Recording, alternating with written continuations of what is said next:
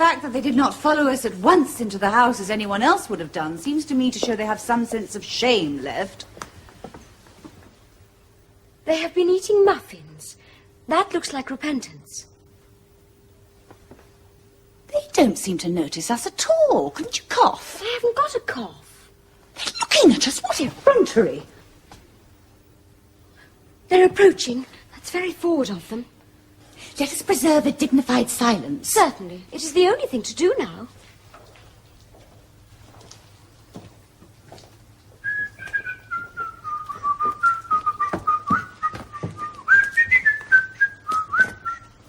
This dignified silence seems to produce an unpleasant effect. A most distasteful one. But we will not be the first to speak. Certainly not. Mr. Worthing!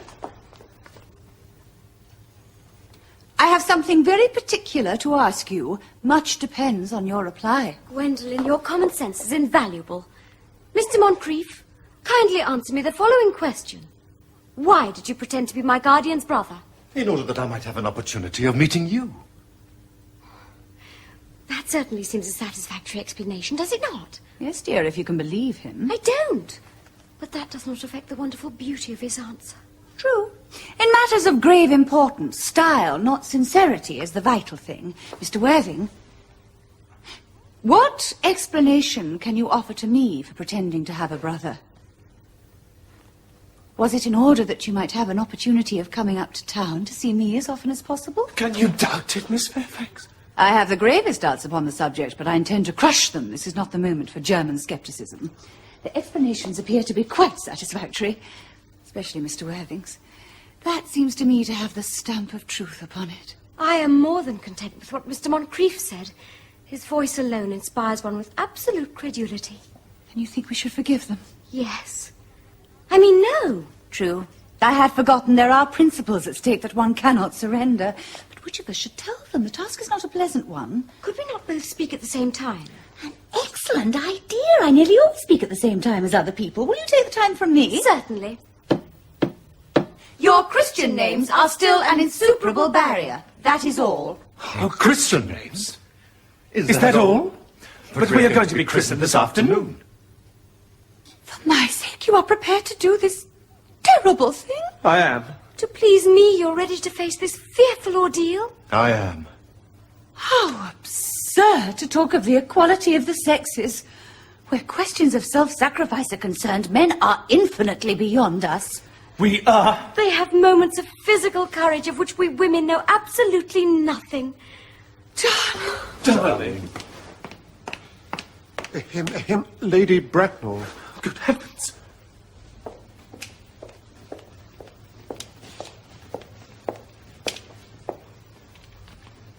Gwendolen, what does this mean? Merely that I am engaged to be married to Mr. Worthing, Mamma. Come here. Sit down. Sit down immediately. Hesitation of any kind is a sign of mental decay in the young, of physical weakness in the old. Apprised, sir, of my daughter's sudden flight, by her trusty maid, whose confidence I purchased by means of a small coin, I followed her at once by luggage train. Her unhappy father is, I am glad to say, under the impression that she is attending a more than usually lengthy lecture by the University Extension Scheme on the influence of a permanent income on thought. I do not propose to undeceive him. Indeed, I have never undeceived him on any question. I would consider it wrong. But of course you will clearly understand that all communication between yourself and my daughter must cease immediately from this moment. On this point, as indeed on all points, I am firm. I am engaged to be married to Gwendolen, Lady Bracknell. You are nothing of the kind, sir. And now, as regards Algernon. Algernon? Yes, Aunt Augusta. May I ask if it is in this house that your invalid friend, Mr. Bunbury, resides? Oh, no, Bunbury doesn't live here. Bunbury is somewhere else at present. In fact, Bunbury is dead. Dead? When did Mr. Bunbury die?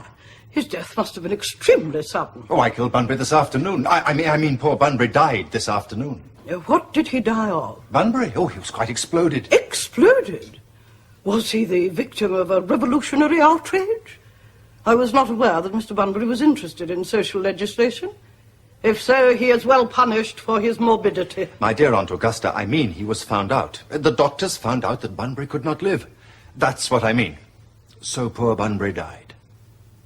He seems to have had great confidence in the opinion of his physicians. I am glad, however, that he made up his mind at the last to some definite course of action and acted under proper medical advice. And now that we have finally got rid of this Mr. Bunbury, may I ask, Mr. Worthing, who is that young person whose hand my nephew Algernon is now holding in what seems to me a peculiarly unnecessary manner? That lady is Miss Cecily Cardew, my ward. I am engaged to be married to Cecily, Aunt Augusta. I beg your pardon. Mr. Moncrief and I are engaged to be married, Lady Bracknell. I do not know if there is anything peculiarly exciting in the air in this particular part of Hertfordshire. But the number of engagements that go on seems to me considerably above the proper average that statistics have laid down for our guidance. I think some preliminary inquiry on my part would not be out of place.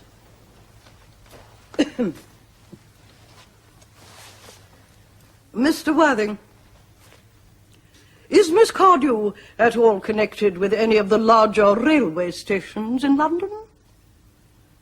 I merely desire information. Until yesterday, I had no idea that there were any families or persons whose origin was a terminus. Miss Cardew is the granddaughter of the late Mr. Thomas Cardew, of 149 Belgrave Square, SW, Gervais Park, Dorking, Surrey, and the Sporran, Fifeshire, NB. That sounds not unsatisfactory. 3 addresses always inspire confidence, even in tradesmen. But what proof have I of their authenticity? I have carefully preserved the court guides of the period. They are open to your inspection, Lady Bracknell. I have known strange errors in that publication. Miss Cardew's family solicitors are Messrs. Markby, and Markby. Markby, and Markby. A firm of the very highest position in their profession. Indeed, I am told that one of the Mr. Markbys is occasionally to be seen at dinner parties. So far, I am satisfied. How extremely kind of you, Lady Bracknell. I have also in my possession, you'll be pleased to hear, certificates of Miss Cardew's birth, baptism, whooping cough, registration, vaccination, confirmation, and the measles. Both the English and the German variety. Ah, a life crowded with incident, I see. Though perhaps somewhat too exciting for a young girl. I am not myself in favour of premature experiences.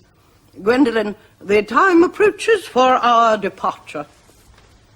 We have not a moment to lose. As a matter of form, Mr. Worthing, I had better ask you if Miss Cardew has any little fortune.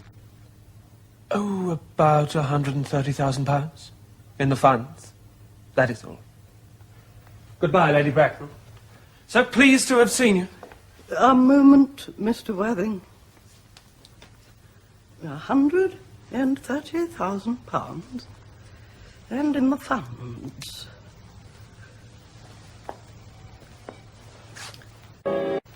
Miss Cardew seems to me a most attractive young lady now that I look at her. Few girls of the present day have any really solid qualities, any of the qualities that last and improve with time. We live, I regret to say, in an age of surfaces. Come over here, dear. Pretty child. Your dress is sadly simple, and your hair seems almost as nature might have left it. But we can soon alter all that. A thoroughly experienced French maid produces a really marvellous result in a very brief space of time. I remember recommending one to young Lady Lancing, and after 3 months, her own husband did not know her. And after 6 months, nobody knew her. Kindly turn round, sweet child. No, the side view is what I want. Yes, quite as I expected. There are distinct social possibilities in your profile. The 2 weak points in our age are its want of principle and its want of profile. Chin a little higher, dear. Style largely depends on how the chin is worn. They are worn very high just at present. Algernon. Yes, Aunt Augusta. There are distinct social possibilities in Miss Cardew's profile. Cecily is the sweetest, dearest, prettiest girl in the whole world. And I don't care tuppence for social possibilities. Never speak disrespectfully of society, Algernon. Only people who can't get into it do that. Dear child. Of course you know that Algernon has nothing but his debts to depend upon. But I do not approve of mercenary marriages. When I married Lord Bracknell, I had no fortune of any kind. But I never dreamed for a moment of allowing that to stand in my way. Well, I suppose I must give my consent. Thank you, Aunt Augusta. Cecily, you may kiss me. Thank you, Lady Bracknell. You may also address me as Aunt Augusta for the future. Thank you, Aunt Augusta. The marriage, I think, had better take place quite soon. Thank you, Aunt Augusta. Thank you, Aunt Augusta. To speak quite frankly, I am not in favour of long engagements. They give people the opportunity of finding out each other's character before marriage, which I think is never advisable. I beg pardon for interrupting you, Lady Bracknell. But this engagement is quite out of the question. I am Miss Cardew's guardian, and she cannot marry without my consent until she comes of age. That consent I absolutely decline to give. Upon what grounds, may I ask? Algernon is an extremely, I might almost say an ostentatiously eligible young man. He has nothing, but he looks everything. What more can one desire? It pains me very much to have to speak frankly to you, Lady Bracknell, about your nephew, but the fact is, I do not approve at all of his moral character. I suspect him of being untruthful. Untruthful? My nephew Algernon? Impossible. He is an Oxonian. This afternoon, during my temporary absence in London, on an important question of romance, he obtained admission to my house by means of the false pretense of being my brother. Under an assumed name, he drank, I've just been informed by my butler, an entire pint bottle of my Perrier Jouet Brut 89, a wine I was specially reserving for myself. Continuing his disgraceful deception, he succeeded in the course of the afternoon in alienating the affections of my only ward. He subsequently stayed to tea and devoured every single muffin. What makes his conduct all the more heartless is that he was perfectly well aware from the first that I have no brother, that I never had a brother, and that I don't intend to have a brother, not even of any kind. I distinctly told him so myself this afternoon. After careful consideration, Mr. Worthing, I have decided entirely to overlook my nephew's conduct to you. That is extremely generous of you, Lady Bracknell. However, my decision remains unalterable.